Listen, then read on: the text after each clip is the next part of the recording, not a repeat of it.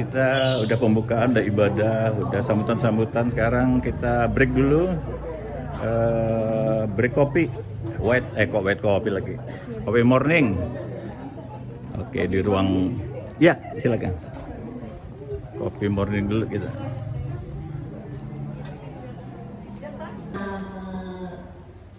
Mengawali sebetulnya saya mohon kepada tim Bu Rida dan Bu Ratna untuk mengucapkan yang sebetulnya akan dimulai dengan kontrak pelajar dan lain sebagainya, tetapi saya tiba-tiba ditugaskan sebelumnya besok pagi penerbangan dari Medan ke Nias itu hanya 1 hari sekali aja, dan itu tadi ya sore siang ini saya akan menuju ke bandara, belum dapat tiket juga balik Jakarta dan keesaan makin banyak gereja pecah belah seperti ya maklum ya, gereja ini kayak barang pecah aja ya. Itu krisis keesaan. Padahal cita-cita awal dari pembentukan PGI 25 Mei 1950 di beberapa tahun Pak. PGI wilayah di mana ini? Saya Pak. 25 Mei ada ulang tahun bukan 74. Cita-cita luhur sejak PGI dibentuk oleh Bapak Ibu Saudara di bidang kejadian Indonesia itu adalah gereja Kristen yang esa di Indonesia, esa dalam aksi.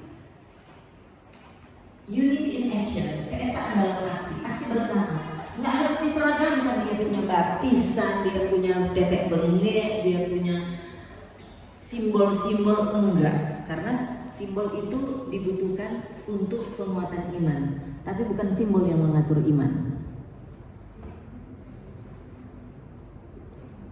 Kita butuh simbol-simbol, kita butuh tata gereja mungkin berbeda satu dengan yang lain. Ya syukur-syukur di Lampung ini hanya ada satu sinode yang anggota PGI GKSPS, tapi banyak gereja yang berperahu rekomendasi di PGI wilayah. Ada berapa anggota PGI wilayah sekarang? Ratusan. Ya. Jangan bikin syarat Pak, biar lebih banyak kerjaan kalau dan kita bergandengan tangan menghadirkan keadilan dan kedamaian serta kesejahteraan PGI wilayah di Lampung ini, gitu Bapak Ibu. Krisis keesaan, ya, jadi nampak di situ.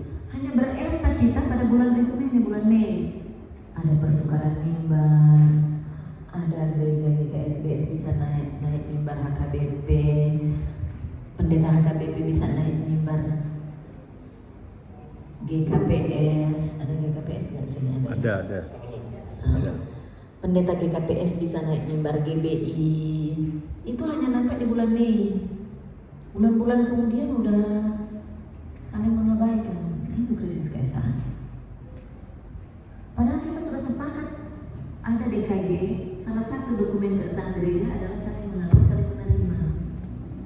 Yang udah dibaptis di gereja A nggak akan lagi dibaptis di gereja B, selagi baptisan itu dilakukan dalam nama yang sama. Simbolnya tetap air, mau selam, mau percik, mau berenang. Ya, mari bebaskan bumi kita ini dari berbagai bentuk kekerasan, ketidakadilan, dan lain-lain sebagainya. Saya membahas pertama dari gereja dan tuntutan keadilan sosial ini, kesepakatan kita di dalam dokumen kesan gereja. Setiap 5 tahun dokumen kesan gereja ini kita direvisi oleh pemimpin gereja kita. Nah, 5 tahun sekarang ini gereja dan tuntutan keadilan sosial itu sangat direkomendasi. Lalu gereja dan perjuangan HAM, lalu peran para legal gereja. Tadi sudah saya sebut, para legal itu adalah pendamping non-advokat yang menguasai, memahami hukum dan mengetahui HAM, akan mendampingi gereja dan akan mendampingi siapapun, bukan hanya warga gereja, tapi dalam keberagaman bangsa yang harus wajib mendampingi. Di dunia ini gerakan HAM itu muncul, itu berbasis agama. diangkat dari nilai-nilai agama, religious values. Kalau sejarah, baca sejarahnya, deklarasi HAM dan lain sebagainya, DUHAM. Nah itu masukan-masukan itu muncul dari religious values, karena semua agama itu mengusung hak asasi manusia yang melekat dalam dirinya. Nah dalam Kristen itu sungguh jelas sejak manusia diciptakan disebut imago Dei, itu artinya dia memiliki hak asasi yang menyatu dengan dirinya. Karena itu Kristen menolak diskriminatif. Karena itu di hadapan hukum sama semua warga. Dan bersama-sama dengan pemerintah memenuhi tanggung jawab dan pemenuhan hak asasi bagi kelompok rentan, kelompok yang sering dipinggirkan, kelompok marginal yang juga dipinggirkan oleh struktur gereja. Disinilah pimpinan gereja menyadari butuh peran paralegal gereja. Banyak pakar hukum aset gereja, banyak. Tetapi pegiat-pegiat gereja, pegiat-pegiat para aktivis sangat diperlukan pelatihan paralegal ya, tenaga non advokat pendamping yang paham hukum dan mengetahui HAM untuk mendampingi sesama manusia. Orang Samaria yang baik hati itu selain berempati, dia beraksi nyata. Malah ditinggalin duit, itu rumah penginapan yang menampung korban kekerasan dalam perjalanan. Orang Samaria yang baik hati itu ternyata lebih baik hati dari para imam dan satu lagi siapa Pak? Orang Lewi. Padahal para imam ini adalah ring satu di bait suci, tapi dilewatin aja korban kekerasan tadi. Datanglah orang Samaria. Orang Samaria ini dijauhi oleh orang-orang bait suci karena katanya orang Samaria ini adalah keturunan dari perkawinan campur. Orang Samaria ini menolak ajaran Kristen. Mereka tanggung jawab utama gereja. Bolehkah saya slide-nya langsung kepada karakter gereja? Slide-nya ke slide 9, karakter gereja. Nah, Bapak Ibu teman-teman, ini perlindungan anak udah ke 9, slide 9 karakter gereja. Ya. Hati-hati dengan paradigma bergereja sekarang. Banyak sekali gereja bergeser fungsi dan perannya, padahal panggilan gereja itu sangat luas, tidak hanya dibatasi pada penyembahan, praising, puji-pujian, tapi hanya 3 itu yang menjadi fokus sekarang ini dari gereja.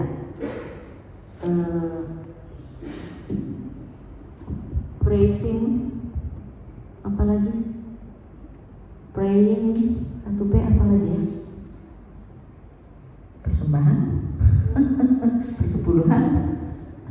Lagi viral nih kita nih.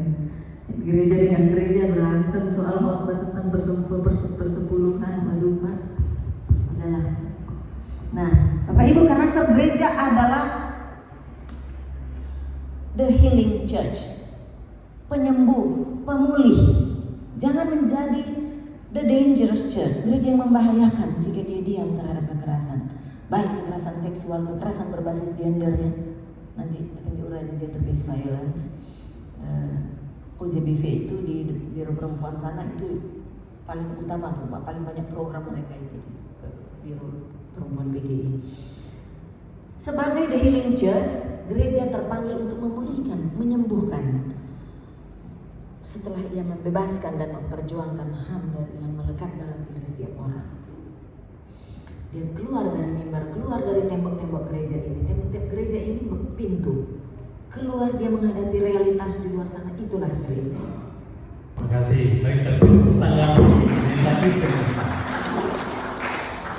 Ibu sekalian. Pengalaman kami semasa pendampingan terhadap perempuan dan anak korban kekerasan di perkumpulan damai.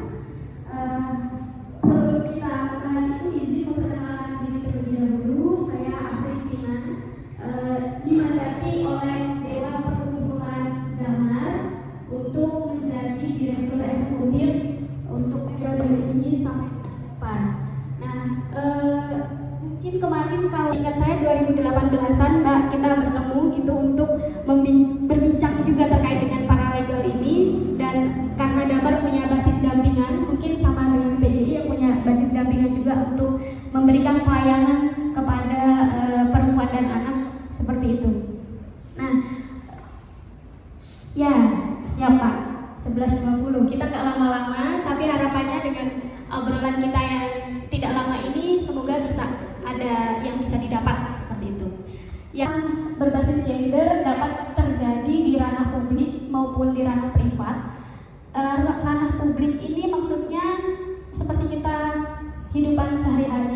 gereja ini adalah ranah publik, kemudian di jalan, di kereta api, kemudian segala macam itu ranah publik. Nah, untuk yang privat ini maksudnya kehidupan ketika kita ada di keluarga. Kenapa di ranah privat ini juga ada, dan ini justru lebih tinggi, nanti kita lihat datanya lagi. Dan berdampak pada perempuan secara tidak proporsional. Ya, ini dampaknya ke perempuan. Biasanya lebih cenderung perempuan menjadi korban yang paling tinggi dibanding dengan jenis kelamin laki-laki atau yang lainnya. Kekerasan psikis. Kekerasan psikis itu seperti berkata kasar, dikata-katain kasar, kemudian sampai orang itu merasa bahwa dirinya tidak ada harga diri, merasa hina, merasa tidak bisa berbuat apapun, seperti merasa ingin bunuh diri. Itu termasuk dalam kekerasan psikis. Seksual ini yang saya sebutkan tadi di pendahuluan gereja ada kekerasan perkosaan, pencabulan, pelecehan seksual dan lain sebagainya. Nah, ini ada kekerasan ekonomi, ini seringnya terjadi di ranah keluarga. Itu biasanya ada penelantaran, tidak memberikan nafkah, tidak memberikan biaya kehidupan kepada pasangannya, seperti itu. Dan bisa juga kekerasan ekonomi ini menimpa pasangan yang relasinya bukan suami istri, tetapi kita seringnya menemukan ada relasi pacaran seperti itu, karena misalnya dimintain uangnya, kemudian dimanfaatkan untuk hal-hal yang seperti itu. Nah, kemudian ada kekerasan sosial. Kekerasan sosial atau pembatasan ruang gerak ini maksudnya ketika ada salah satu jenis kelamin yang subordinat tadi, yang letaknya ada di atas, dia menggunakan kekuasaannya untuk melarang atau menyuruh melakukan, bahkan gitu, melarang maupun menyuruh melakukan si yang ada di bawah subordinat tadi untuk melakukan sesuatu atau tidak melakukan sesuatu, misalnya pelarangan bekerja atau keluar rumah dan lain sebagainya, seperti itu. Ketika korban kekerasan berbasis gender itu jadi beda sekali dengan korban tindak pidana umum. Misalnya kita pejuang HAM misalnya, atau kita menjadi korban pencurian, kita bisa dengan leluasa mengatakan kepada orang lain ataupun ke pihak kepolisian, membuat laporan lah gitu. Pak, saya kehilangan emas saya gitu. Saya menjadi korban pencurian. Tetapi ketika korban yang mengalami kekerasan berbasis gender itu, mohon maaf Ibu Bapak, mereka sangat malu sekali untuk menceritakan ini kepada orang lain. Karena apa? Karena ini sangat sensitif bagi mereka untuk terbuka menceritakan saja, itu butuh keberanian yang sangat luar biasa. Jadi nanti jangan heran ketika nanti misalnya nanti kan ada lanjutan ya pelatihan ini, kita hanya pengantar dulu. Nanti ada praktek pendampingan dan lain sebagainya itu. Jangan heran ketika nanti ternyata nggak semudah itu menghadapi korban ataupun menghadapi perempuan dan anak yang mengadukan kasusnya. Kita butuh hati yang lapang, kita butuh wawasan yang luas, yang terbuka, siap menerima informasi seperti apapun yang diceritakan oleh korban, tidak menghakimi maupun ya Pak ya, ya tidak menghakimi seperti itu, dan tidak langsung menjudge gitu, oh kamu berpakaiannya sangat terbuka, makanya kamu jadi korban. Tidak seperti itu harapannya, karena masih sangat tidak ada sama sekali bahan Pak Bu untuk SDM yang berjenis perempuan di sana. Jadi nanti bisa juga jadi kita bersama untuk mengadvokasi ke sana juga. Nah, kemudian ada juga selain SDM juga ternyata ada nih SDM berjenis perempuan, tapi perspektifnya belum juga belum juga sama memandang bahwa ini adalah korban. Jadi harus kita melakukan sebagaimana korban, bukan malah dilakukan BAP yang seolah-olah menjadi pelaku, yang cara memperlakukannya cenderung menjustifikasi sekali, mengadili seperti itu, seperti menyalahkan korban. Nah, kemudian ada sistem layanan belum terintegrasi. Sistem layanan bagi perempuan dan anak perempuan korban belum terintegrasi dengan baik antara aparat penegak hukum, lembaga penyedia layanan berbasis masyarakat, dan lembaga layanan milik pemerintah, sehingga dapat menyebabkan penanganan yang tidak efektif. Hal ini sering mengakibatkan korban harus menceritakan kembali secara berulang peristiwa kekerasan yang dialami, sehingga memperburuk psikologis korban dan menjadi traumatis. Artinya ketika korban ada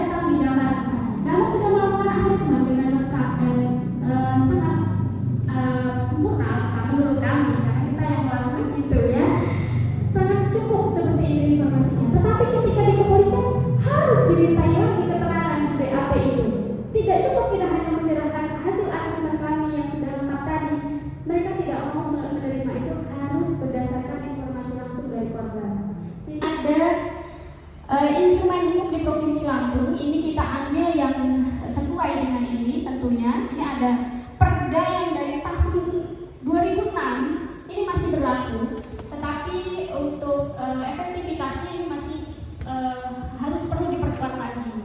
Ini ada perda nomor 6 yang kita inisiasi bersama-sama, itu tentang pelayanan terhadap perempuan dan anak korban kekerasan di Provinsi Lampung. Ini ada di Rumah Sakit Abdul Muluk. Jadi dulu itu sudah pernah dilakukan pelayanannya satu atap, satu pintu di Rumah Sakit Abdul Muluk. Di UPT PKPK kalau dulu ada ruangan tersendiri. Untuk korban itu cukup masuk aja ke situ, nanti sudah ada dokternya, sudah ada ada psikolognya, ada polisinya.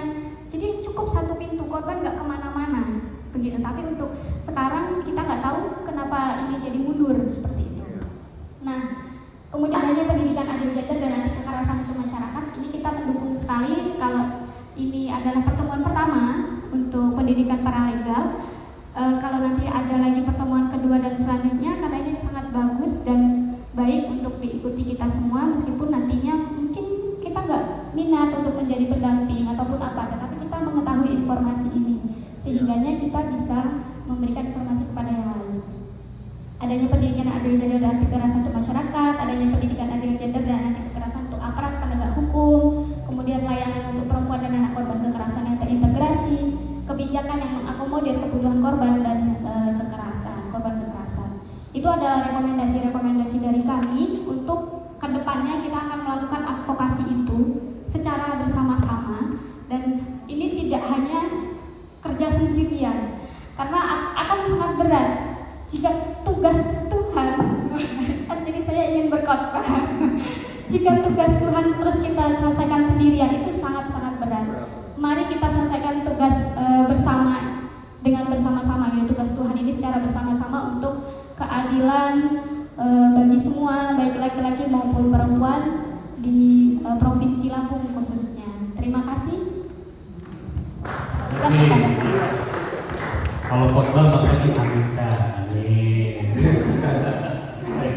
Terima kasih Ibu Afritina yang berbagi tentang ada banyak bentuk-bentuk kekerasan berbasis gender, ada jenisnya, bentuknya, ada juga berbagi tentang pengalaman pendampingan beliau, bagaimana mendampingi korban, dan itu sebuah percakapan dan sharing yang sangat berharga. Dua narasumber sudah kita dengar pemaparannya. Ada perahu bermuatan salib yang sedang berlayar. Gereja-gereja di Indonesia akan terus berlayar karena itu nggak ada pelabuhannya di sini ya. Yang nggak boleh berhenti. Jadi gereja-gereja di Indonesia nggak boleh berhenti, tapi dia akan terus berlayar memberitakan damai sejahtera dan keadilan pada siapapun yang dia singgahi dengan pelayaran kapal bermuatan salib ini. Tapi yang lebih menarik casingnya. Kalau logonya udah sangat diketahui. Yang menariknya adalah casingnya ini adalah batik Sido Mukti. Sekarang saya hafal, dulu saya sering bilang Sido muncul. Batik Sido Mukti ini di Lampung, tapi Lampung rasa Jawa banyak ya Pak. Itu pasti ngerti ya batik Sido Mukti ya. Ada kemuliaan, ada kebahagiaan dan kesejahteraan meliputi orang yang diserahi ini.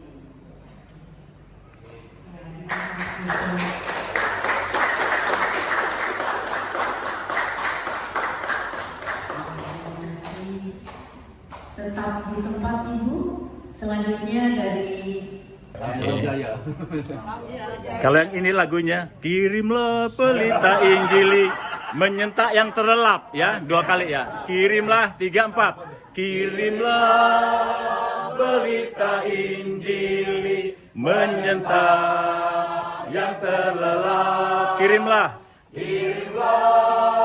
berita Injili menyentak yang terlelap. Menyentak yang terlelap. Menyentak yang terlelap. Terima kasih. Selamat melayani.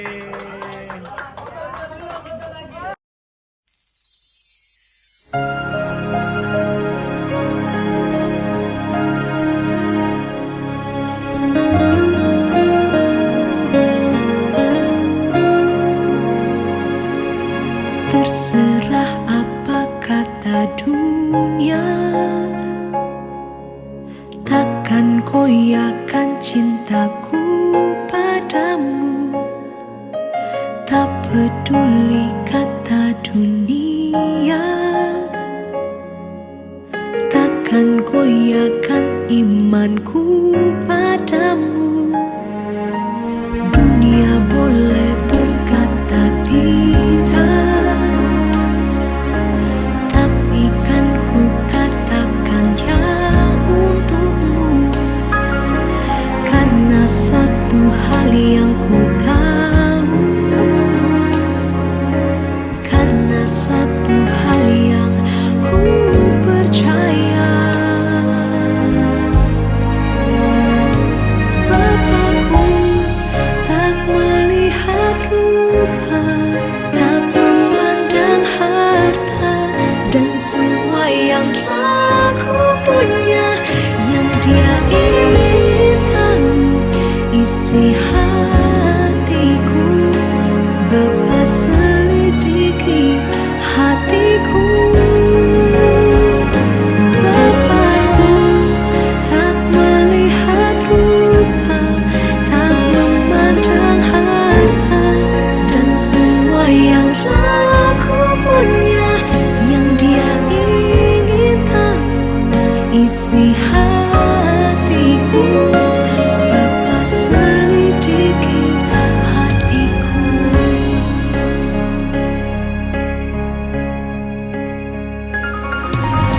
Dunia boleh berkata tidak, tapi kan ku katakan ya untukmu. Karena satu hal yang ku tahu,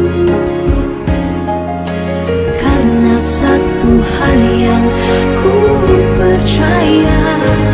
Bapakku tak melihat rupa, tak memandang harta, dan semua yang telah ku punya, yang dia ingin tahu isi hatiku. Bapa selidiki hatiku. Bapakku tak melihat rupa, tak memandang harta, dan semua yang telah ku punya, yang dia ingin tahu isi hatiku. Bapa selidiki hatiku.